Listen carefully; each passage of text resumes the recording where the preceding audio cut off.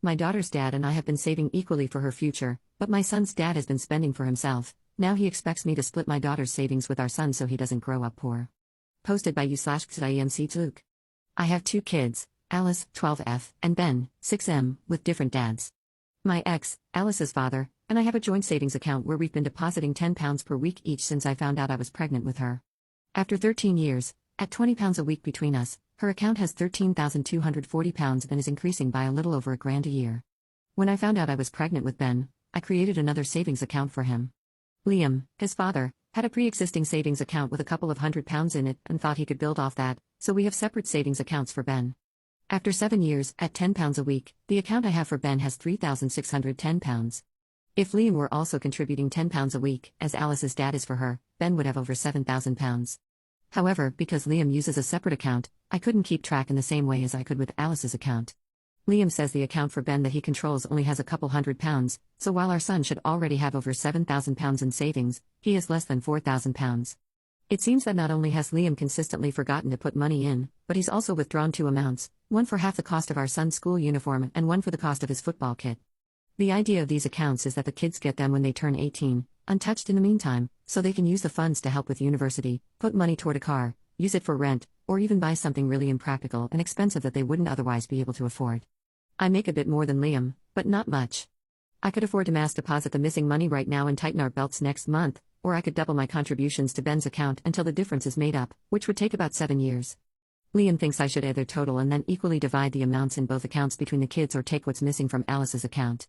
Liam says he can't afford to make up the difference himself right now and won't be able to contribute £20 a week for 7 years to make up the shortfall.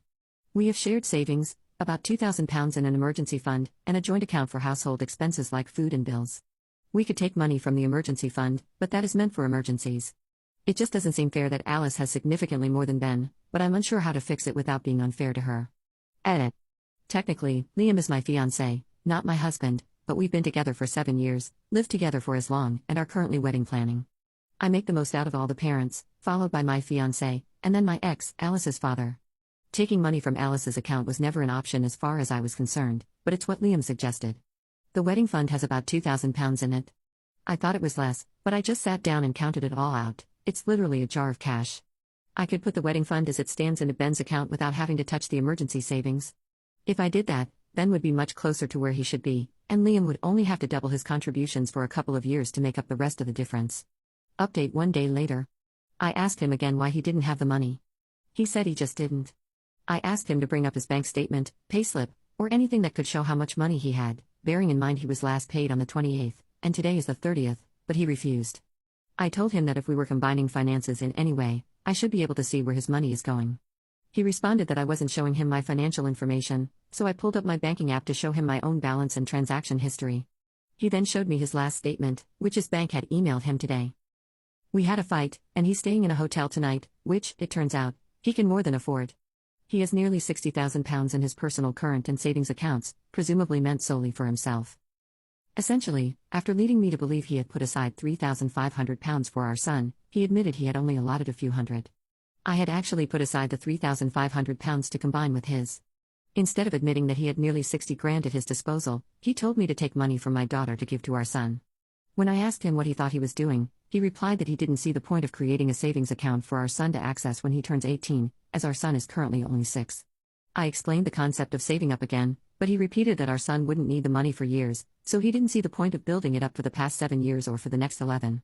I told him he could have just been honest with me 7 years ago instead of lying, and he could have told me the truth at any point in the last few days. Instead, I've been tearing my hair out over what to do to make it up to our son, and he has watched me struggle, dismissing me as dramatic and worrying over nothing. I cannot see us getting married after this, not ever.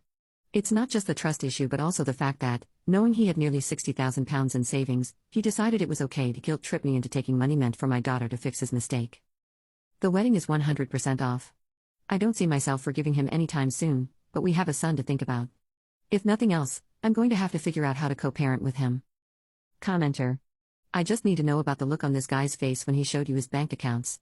I need to know if this piece of crap had 1 ounce of remorse, an explanation, or the decency to look ashamed of himself. I don't understand how a person can lie so thoroughly and for so long. That's world-class sociopathy. I wouldn't let my kids near a person capable of that level of deceit. Ops response. He didn't do any of that. He looked a bit put off. Just sort of like he realized it was over.